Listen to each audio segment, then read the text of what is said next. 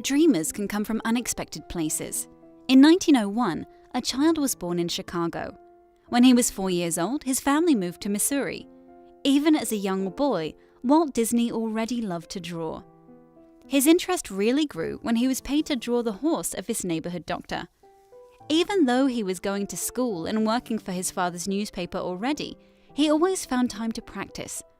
He often went out to the railway lines before school and after work because he loved drawing the trains. It was an exhausting schedule, but he kept his love of art and story close by. When Walt was 18 years old, he got his first job as a commercial illustrator. Although his attempts to assist in World War I put a brief pause to his career, he never stopped drawing. When he joined the Red Cross, he continued doing illustrations for a military newspaper and also made pictures on the side of the ambulance he drove. When he returned, it didn't take him long to decide he was going to move to California, where there were more opportunities for artists. He worked for several different companies simultaneously in the beginning. He would draw comics, do other writing assignments, and started studying animation together with his friend, Ub Iwerks, another cartoonist. In July of 1923, he made the move to Hollywood. At the time, New York was the hotbed of cartoonists, but Los Angeles held its own appeal because Walt's older brother Roy was there recovering from tuberculosis. It was there he got a start by selling a cartoon titled Alice's Adventures in Wonderland. Along with his brother Roy, they started the Disney Brothers Studio to produce the films that had been contracted by a New York film distributor, Charles Mintz. They hired Lillian Bounds in early 1925 as an ink artist, and by that summer, she and Walt had married. The Disney Brothers Studio continued to produce the Alice in Wonderland cartoons, even though Walt had grown tired of the series. This led to tensions between him and Charles Mintz. Walt's conflict with him lost him one of his earliest characters, Oswald the Lucky Rabbit, along with half his animation staff in 1928. However, that loss instilled in Walt an even bigger inspiration. In that same year, he created a character that is known worldwide, and possibly the most famous cartoon character in history, Mickey Mouse. Steamboat Willie was the first sound cartoon and became a huge hit. As Walt himself put it, it all started with a mouse. And did it start? For decades following Mickey Mouse's creation, there were dozens of iconic characters in multiple shorts and later full-length feature films. Snow White and the Seven Dwarfs was an achievement that no one in Hollywood thought would work. It was incredibly expensive and used a variety of new techniques that Walt and his team had invented. As Walt put it himself, if you can dream it, you can do it. More and more characters came out, several of the iconic Disney characters even helping raise money in World War II. Walt was passionate about the United States and American history. It was important to him to be able to contribute. Many of the stories throughout the 1940s had patriotic themes. In 1946, he was a founding member of the Motion Picture Alliance for the Preservation of American Ideals. Although he got caught up in the Red Scare, throughout all of it he continued to produce films and other cartoons. In 1950, Walt would have another grand idea. People were passionate about his films and curious about visiting his studio.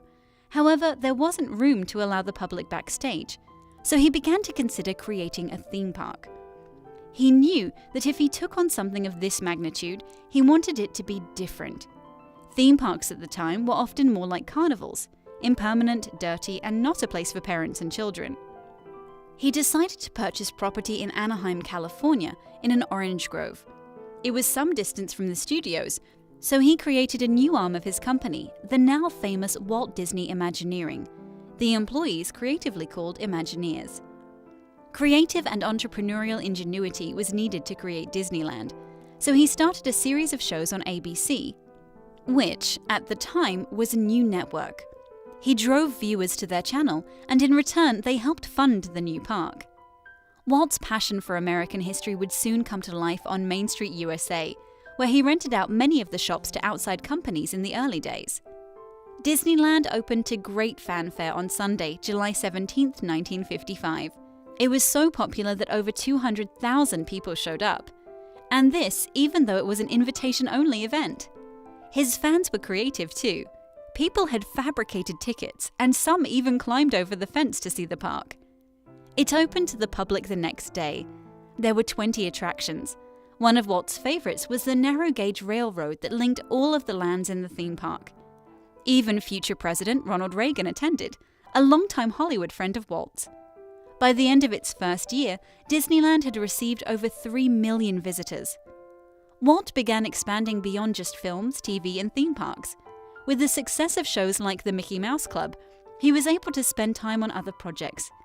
He was tapped to help plan a contribution to the 1959 American National Exhibition in Moscow. He created a 360-degree film called America the Beautiful, which turned out to be one of the most popular attractions. It is often overlooked that Walt was also a conservationist. He cared about animals and nature. He created several documentary films, though while not always accurate, inspired a generation of young people to look more closely at nature and science. More iconic contributions would follow. It's a Small World debuted at the 1954 New York World's Fair and is now a mainstay at both Disneyland and Disney World. It was not long after that he announced plans for a Disney World on property he had purchased in Florida. He tagged the idea the Florida Project, and similarly to Disneyland, he again used his reach on TV to talk about developing the park in order to attract investors. Due to its larger project size, Disney World could be a much more elaborate version of Disneyland. Magic Kingdom would be the park that most resembled its California forebear, but Walt also had plans for an experimental prototype community of tomorrow, Epcot, which he described as an experimental prototype community of tomorrow that will take its cue from the new ideas and new technologies that are now emerging from the creative centers of American industry. It will be a community of tomorrow that will never be completed, but will always be introducing and testing and demonstrating new materials and systems. And Epcot will always be a showcase to the world for the ingenuity and imagination of American free enterprise. While this park does exist today, there were substantial changes from an actual city where people lived to the theme park it became. Sadly, Walt would not get to see Disney World come to light. He was diagnosed with lung cancer in 1966. He passed away in December of that year. He was 65 years old. Despite his untimely death, Walt was an inspiration to many creatives the world over. His Walt Disney Company gave opportunities to generations of entertainers and artists. The Disney parks, with 3 international parks, see millions of visitors every year. His company that started with nothing more than an idea and a love of drawing has become a juggernaut in the film industry and has touched the lives of millions of people all around the world. To quote Walt himself, "When you're curious, you find lots of interesting things to do." Walt Disney certainly found interesting things to do and created some of the most influential art of the 20th century. He blazed new trails and set a stage. As he said, it's kind of fun to do the impossible. Hey guys and girls, thank you for watching. If you enjoyed this video, please hit the thumbs up button to like and subscribe so you won't miss any future videos.